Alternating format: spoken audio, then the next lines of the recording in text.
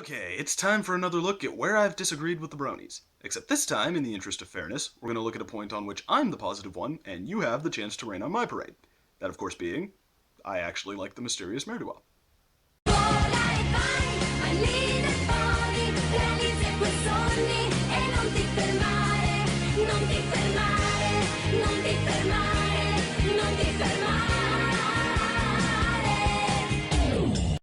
Now, if you haven't seen it, the mysterious Mare is the story of Rainbow Dash doing old-timey heroic deeds in Ponyville, where they're apparently having a bad week. She rescues kids who fall down wells, saves runaway baby carriages, catches collapsing balconies, you get it. But her friends start to notice that all the praise is going to her head, and she's becoming arrogant even for Rainbow Dash. Soon after, a masked character that the town dubs Mare appears and starts helping save the day, doing a better job than Rainbow Dash until she finally steals her thunder. Soon, Rainbow is left lonely and jealous, but after catching up to Mare and ripping off the mask, she finds that it was actually all of her friends at once, pooling their talents to create a hero who was best suited to any scenario so they could prove a point to Rainbow. This episode is practically a meme for being the worst of all the episodes.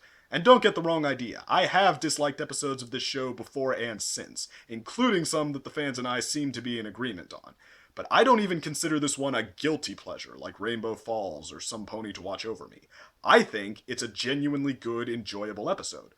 So now what we're going to do is look through the main list of criticisms of this episode and see if I can't make a point about its reputation not being warranted. So for starters, let's look at the more restrained line of criticism that this one usually gets. That, of course, being, well, hey, I'm not just jumping on the bandwagon or anything. Well, I'm not fighting them, but I mean, this episode's just, why even? I mean, it's boring is what it is. That's all. It's just boring.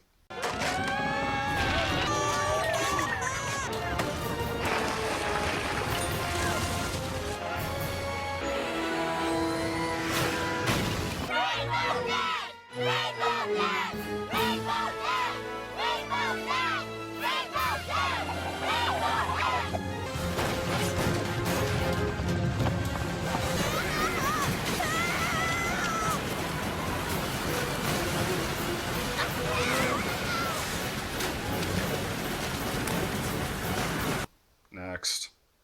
Moving on to the criticisms that earned it its reputation, let's look at the typical follow-up punch, as it were. That the reveal at the end was predictable, so you could more or less see where this episode was going before you got there. That goes for every episode of Friendship is Magic ever!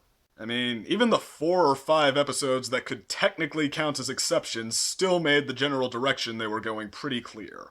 Friendship is Magic episodes are almost always more about the journey than the destination.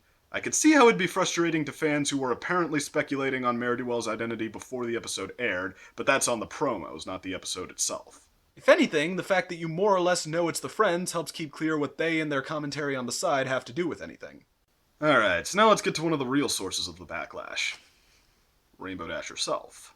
We all know that Rainbow is the cocky, arrogant member of the group, but many people say that this is just too much. Rainbow's just shoving it in everyone's face here, just being so darn full of herself that how could you possibly like her?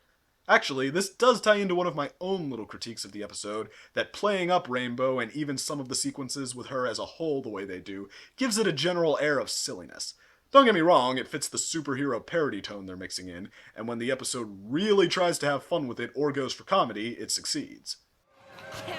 Never fear, your friendly neighborhood Rainbow! Excuse me? Do you think you could skip your catchphrase and just hurry up and save us? Fine. Peggy.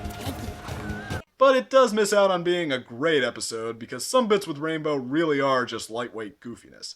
However, does that really make her unrelatable? Because actually, I think this episode would agree with you that this isn't what she's normally like. Keep in mind, after her first heroic deed, she was actually surprised by all the praise and tried to downplay it. In true Rainbow Dash fashion, she's keen on the idea of everyone praising her and finding her awesome more than she actually expects it to happen. She's actually blushing up through the second time, and come on, tell me that's not adorable. But then, as it becomes clear that it's not a fluke, everyone really does intend to keep praising her this way, she starts to get behind it. It's kind of what she always wanted when you think about it, or at least what she thought she did, but more on that in a minute. We actually get to see the moment where it officially goes to her head, and it is a very strong image. We'd be lost without you! You're a hero, Rainbow Dash! Rainbow Dash! Rainbow Dash! And at the same time, it's still kind of fun. It's so easy to imagine what a rush it must be for people to appreciate you like this, and the clip really gets across the full sense of joy that Rainbow must be feeling at that moment. Then, in the next scene, she actually contradicts what she said before about saving a girl from a well. Thinking back on it, I acted pretty awesomely heroic that day. Thanks, every pony.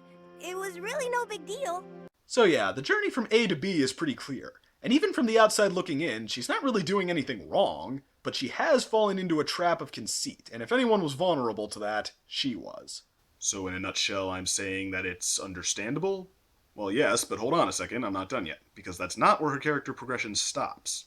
The next portion of the episode, where Rainbow loses the spotlight to Ne'er-do-well, then explores what happens when Rainbow, built up as big as she was, suddenly has to face how fleeting a boost like that really is. And after attempting to recreate it with less and less success, she sits down for this little reflection. How could every pony forget about me so easily? I mean, have I changed? Same sleek body, same flowing mane, same spectacular hooves. Nope, I'm still awesome. They're wrong. But then why am I all alone? I hate being all alone. Yeah, she's still kind of a narcissist, but notice what she managed to establish there. It's not that she can't be proud of herself without their praise, it's that she has nobody to relate to now. Before she had everyone telling her that she was everything they could possibly need and more, but now she has no sense of fulfillment because nobody seems to care about what she brings to the table anymore. And that's what this episode managed to explore with its depiction of Rainbow, narcissism and all. Fame or glory can't be what you depend on for your sense of fulfillment because both of them can actually be very fleeting. In fact, with all the episodes out there that really did just have a character start acting obnoxious out of nowhere for no reason but a lame attempt to entertain, how did this one end up being labeled the worst? I mean, Spike at your service, a friend indeed, some pony to watch over me. How did this one become the episode? Was it because it aired before those other ones and caused that reaction first? Was the meme of it being the worst more significant than whether it actually was in hindsight? Was it hurt by the fact that it aired right after another Rainbow Dash episode that everyone liked? Did it have anything to do with well-known guys like CR posting reviews about how they happened to agree? I wouldn't know, but I have a tough time believing that this episode actually caused that much anger.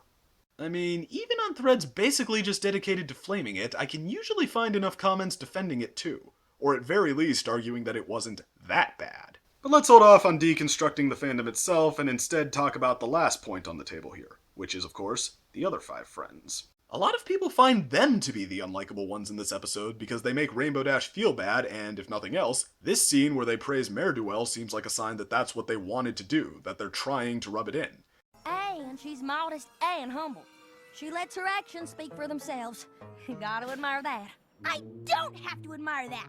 Yeah, well, there is an aspect of trying to rein Rainbow in with this. They do build to the modesty speech before she interrupts. The idea, by all accounts, definitely seems to be that they want to set an example. To say the least, their method is something of an unorthodox choice, but we did see, after all, that Rainbow wasn't exactly being approachable to talk to.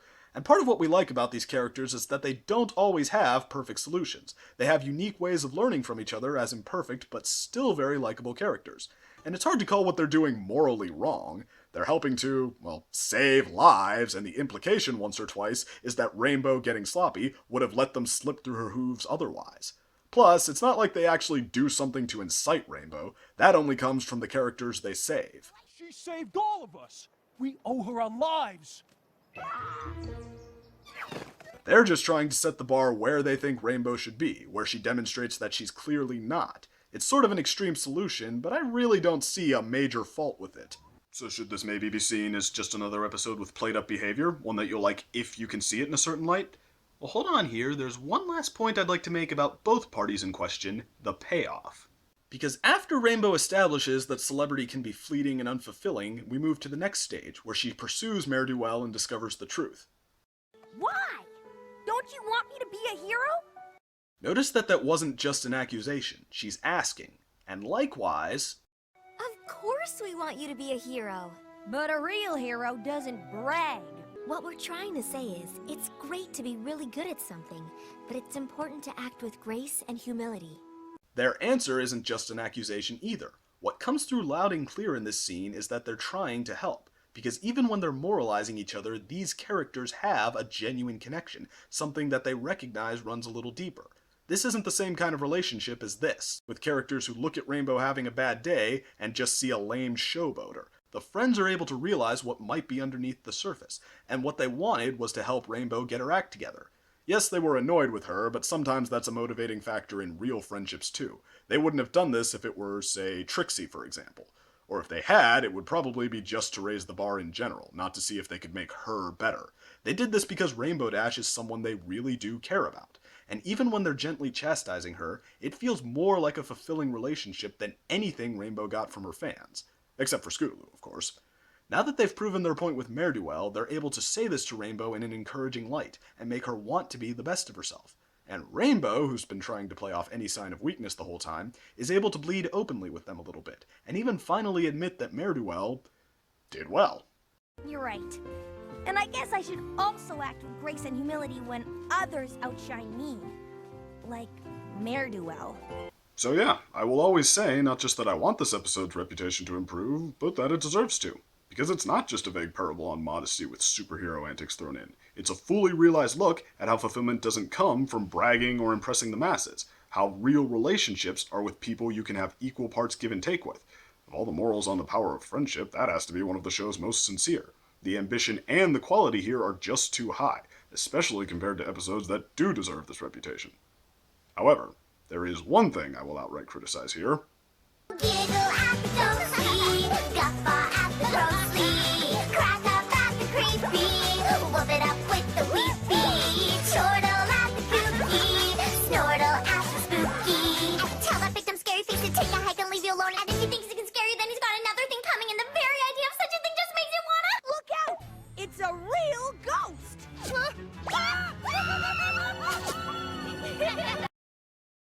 If you enjoyed this video, please like and subscribe. If you didn't, send it to a masochist. And if you'd like to watch another video in this series, click here.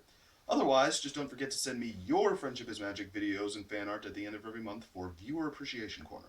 Thanks for watching.